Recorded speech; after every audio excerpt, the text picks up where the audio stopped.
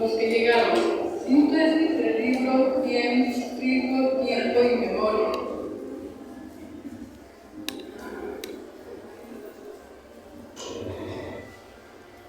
Carranza. Las encartaciones del País Vasco son territorios que ocupan la parte más occidental de Vizcaya. Limitan al norte con el mar Cantábrico y la provincia de Santander, al occidente con la provincia de Santander y Burgos, al sur con la provincia de Granada y al este con el resto del municipio Baracaldo y Portugalete. Carranza es la encartación más extensa de Vizcaya, rodeada con montes, bosques, ríos y cascadas, que conforman junto las verdes praderas semejando natural del valle.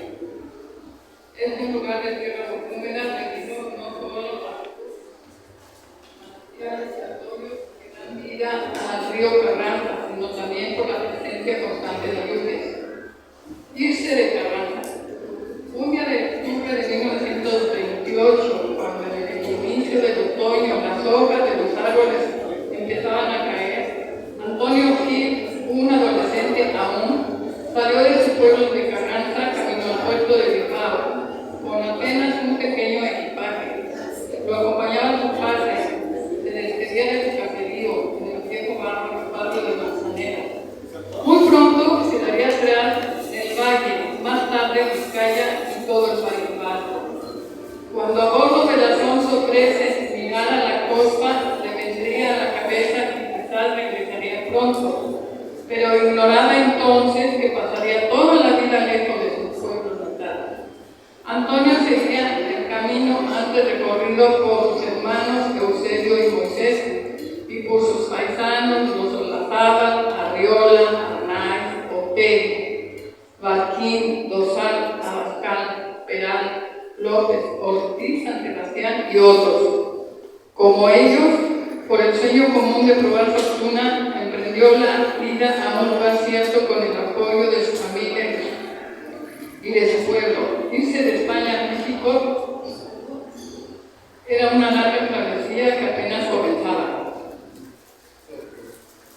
Esta es la historia en todos los casos. Como le ocurría a Antonio, un amigo o un pariente había dado noticia de dónde llegar y con qué oficio empezar para ganarse la vida. Detrás de cada noticia parecía haber la promesa de un mundo futuro junto a otros inmigrantes carranzanos que ya habían abierto camino y que además mantenían viva la vieja tradición de apoyo mutuo, como lo habían aprendido en su caserío. Las familias tenían buenas razones para permitir y aún propiciar la lectura del viaje. La falta de trabajo en un mundo rural en donde no todos tenían cabida y la amenaza de reclutamiento militar para guerras tan cruentas como ajenas para su mundo, mil veces la esperanza de una América lejana, pero provisoria, que la España turbulenta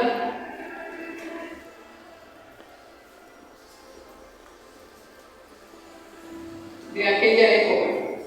La guerra de Marruecos estaba en su apogeo. Se acordó entre abuelo y tío que este último había estado en México, que embarcar en Santander con un grupo de carranzanos que venían unos a La Habana y al resto a Veracruz, saliendo el 6 de noviembre de 1919 en el Alfonso XIII.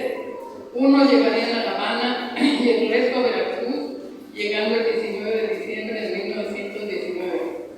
Antonio mismo, al final de su vida, resaltaba que su tirada era venirse a México a trabajar al Molino San José, en la capital donde ya laboraban Isidro y Justo López Arriola, que habían llegado antes al molino Las Flores en Texcoco para iniciarse en el oficio de la molinería que les fue enseñado por otros carranzanos avecindados en México a finales del siglo XIX. Cruzar el Atlántico. Antonio Gil embarcó emigrado rumbo a México en un buque de 5.000 toneladas llamado Alfonso XIII. Ahí lo esperaba el mayor de los hermanos, Eusebio, emigrado a México años antes. El viaje duraba aproximadamente 25 días, incluyendo 1 o 2 días de escala en La Habana.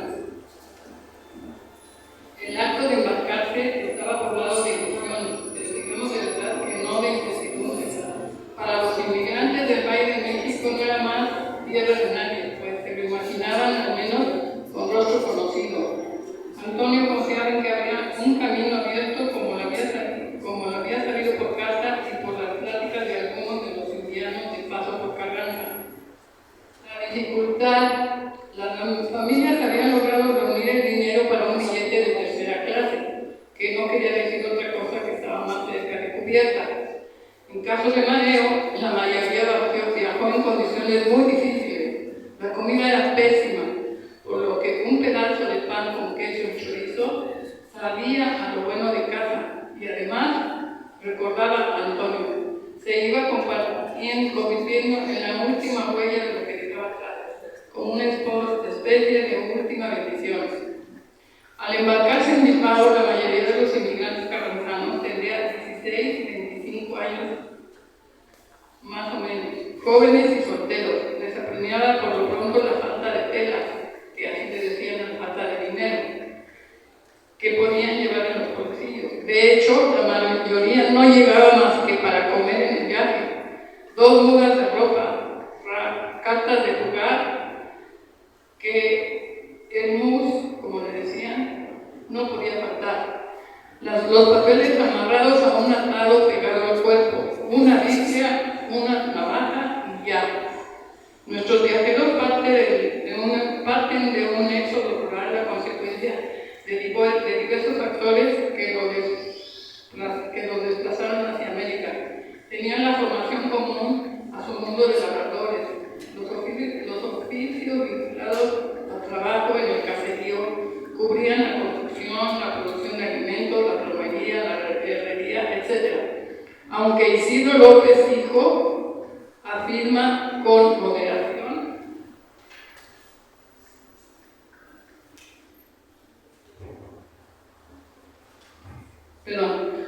no traían ningún oficio, pues apenas eran labradores. Esto es solo una parte de la verdad. Pues también es cierto que traían la cultura del trabajo, así como ganas de construir con sus manos, lo que habían aprendido que era el progreso. Esteban Santamando ha testimoniado la experiencia del viaje emprendido cuando tenía 18 años, viaje que podía ser común a todos. Embarqué en Bilbao y el difunto mi padre me acompañó en el barco hasta Santander. Ahí me estaba esperando un hermano mío y una tía. Estuvimos cenando y a las 12 de la noche partió el barco. Al día siguiente amanecimos en Gijón y al día siguiente en la tarde salimos ya de La Coruña, donde decíamos adiós a España. Gente con lágrimas, pero yo iba muy contento y cuando amaneció ahí como mandado otro hermano antes que yo, había ido en tercera, porque los pasajes eran en tercera ordinaria y el hermano se quejó de que era un lugar muy asqueroso. Entonces mi padre, eso que habían de dar a la ropa, dijo: la ropa ya te la comprará tu madre en vez de ir en tercera. Vete en tercera preferente, que irás un poco mejor.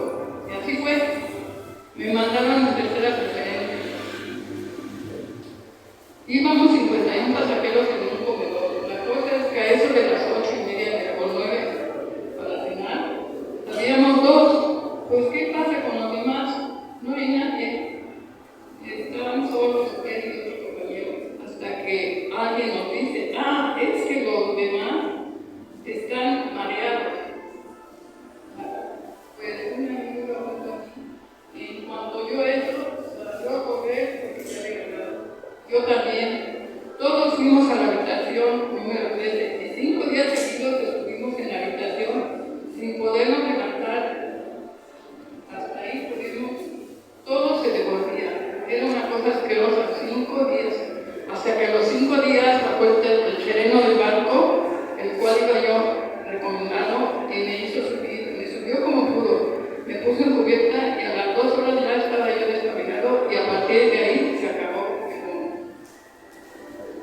Como lo ilustrara la historiadora Clara Vidal, lo común de los trastornados españoles de la inmigración y del exilio en su encuentro con América fue haber construido un imaginario de vida futura que se quería preparar y mostrar sus orígenes.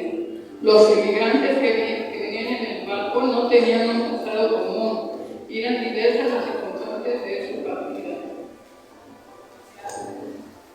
La reina y México, pero tenían un sueño compartido, hacer algo en la vida. Eso quería decir para algunos hacer familia, hacer fortuna, para otros simplemente correr la gran aventura.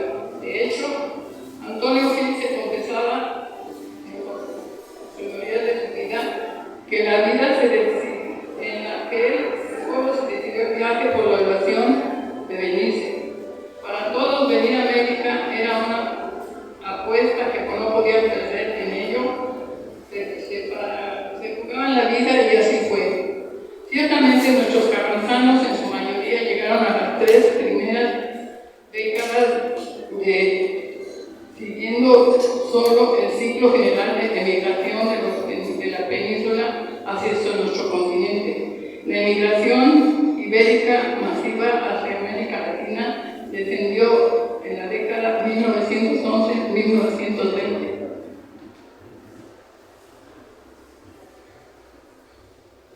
Del promedio de 1 3/4 de millón a menos de 1/4 de millón en 1930, según aclara la misma Clara Lira.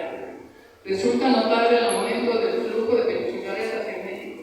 El primero ocurrió en los últimos 15 años del porfiriato, especialmente en el lustro anterior a la Revolución, cuando la expansión económica de México adquirió notoriedad internacional.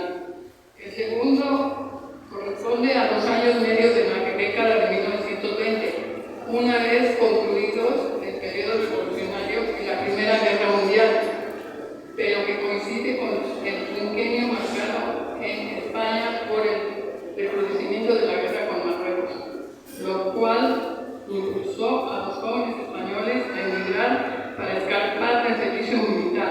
La crisis de 1929 marcó el límite final de esta tendencia y la caída de Fisas. Ciertamente, el ciclo registrado de nuestros emigrantes, que luego serían los molineros carranzanos de México, se inicia a principios del siglo. Por ejemplo, Justo López y Alejandro Arreola llegan alrededor de 1904 y Antonio Gil en 1928, aunque después se registraron otras llegadas. El grueso acontece en las 3 primeras décadas del siglo XX. El viaje se hacía en un navío de transatlántica española que, como cita Manuel Niño, tenía un servicio extremo deficiente sobre algunas de las navieras vascas, que incluía la carga comercial, así como el espacio de pasajeros en sus 3 clases, primera, segunda y tercera. Esa ruta recalaba en los puertos de Santander, La Coruña y Vigo, para integrarse después al Atlántico rumbo a La Habana y al puerto de Veracruz en México. Los inmigrantes carranzanos fueron parte, en palabras de Howard Huff, de ese inmenso aluvión de humanidad, de ese torrente de naciones que cruzaron el Atlántico para vertirse en otra parte. La emigración carranzana es una más de las que componen esa gigantesca oleada mundial de inmigración de más de 150 millones de personas que se desplazaron de un continente a otro entre 1840 y 1940. La historia de su travesía es, sin embargo, menos dramática que la que vivió el exilio español republicano en los prolegómenos de la Segunda Guerra Mundial, 1936-1945, pero comparte con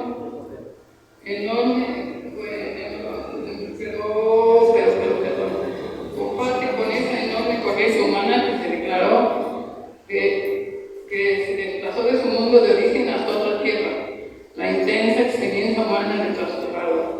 El fenómeno de la migración implica desplazamientos hacia otras naciones a finales del campo a la ciudad, como se verá más adelante. La migración carranzana, cuyo origen es el campo vasco, tendrá como punto de destino la ciudad de Texcoco. Así pues, su éxodo no es sino una parte de ese proceso histórico mundial que acompañó la urbanización e industrialización en el mundo.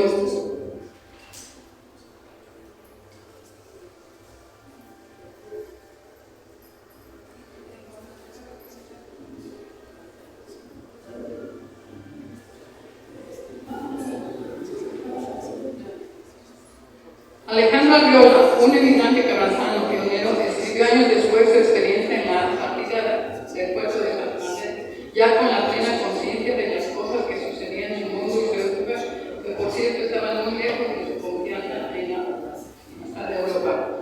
Uno de los hoteles, otro carranzano emigrante de México, llamó a toda esta historia la gran aventura, para significar que los 25 días que duraban el viaje desde Santander hasta el puerto de Veracruz, o más bien los 47 días cuando se embarcaba a Brasil, era todo una eternidad encerrada en un barco. Desgraciadamente ya no pudimos recoger el testimonio del directo de la mayoría de esa primera generación de carranzanos, pues ya habían muerto.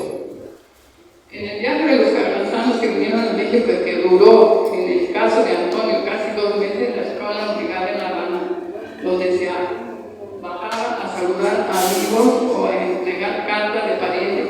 Así se despedían los que se dirigían masivamente a Argentina, a Uruguay y a la ciudad de Cartagena. A México viraban los barcos hacia el suroeste, rumbo al Golfo de México, para llegar a Veracruz, blanco y luminoso como La Habana y Cartagena. Digna puesta al mundo soñado, puerta al mundo, que ahora parecería como la historia de un encuentro deseado en medio de desencuentros. La vinculación entre los que los emigraban y su comunidad de origen se mantenía viva. Me voy a saltar 2 capítulos y voy a hablar de los molinos y de los carranzanos. Irse de Carranza y cruzar el Atlántico fueron las 2 primeras etapas de una historia de trasterrados personificados en Antonio Gil, mi padre, que concluye con el paso de la vida y obra de por lo menos 2 generaciones para contar la historia de aquellos inmigrantes. Hablamos con los descendientes de la primera o segunda generación de carranzanos trasterrados, es decir, con los hijos o nietos de los fundadores de los primeros molinos de harina.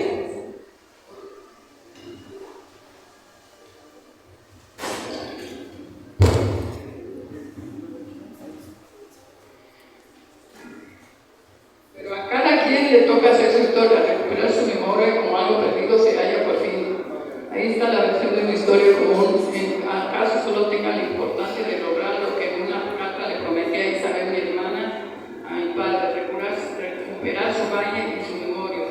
Testimonio de la autora. Este capítulo refiere el esfuerzo de los inmigrantes por construir su lugar en la nueva tierra, cómo se hicieron molineros, y cómo los molinos que se levantaron son parte de la historia de la Revolución Industrial de México en el siglo XX. El trigo y la producción de harina para pan expresan un profundo progreso de cambio cultural de México, ya que añadió el consumo del maíz. Se añadió el consumo del maíz y el trigo. La historia de los emigrantes carranzanos que se hacen industriales de la harina después de haber sido solo los fundadores de los molinos de la primera centuria, los señala como actores principales y voluntarios de la transformación. La inmigración italiana en la que nos permite reconstruir el progreso de adelante hacia atrás, intentando como hicimos en 1978, cuando Antonio Gil se inicia en el molino San José bajo dirección de Justicia e Isidro López Arriola. Isidro se había iniciado años antes en la molinería en el barco en el molino San Pablo de Texcoco, bajo la supervisión entonces de Laureano Arrabarena Arriola, el que tanto luchó porque se estableciera en Texcoco. A su vez, el molino de Flores, bajo patronazgo carranzano, había tenido en Alejandro y Victoriano y Olazábal a sus pilares, traídos por su tío Alejandro Arriola Ortiz. Del mismo modo, el molino San Pablo había sido fundado por Alejandro Arriola, Laureano Arrabarena Arriola y Francisco Arnaiz Arriola, hacia 1913. De manera que al seguir los retrospectivos de la cadena hacia atrás o hacia adelante, encontramos una clara línea de continuidad en sus nexos.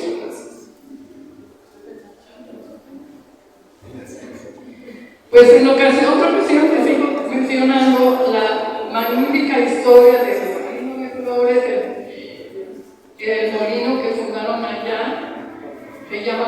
Flores porque uno de los dueños que lo había comprado se apellidaba Flores, ¿no? Porque hubiera muchas flores. Y pues lo que falta ese final es muy interesante, pero será en otra ocasión. Gracias por escucharme.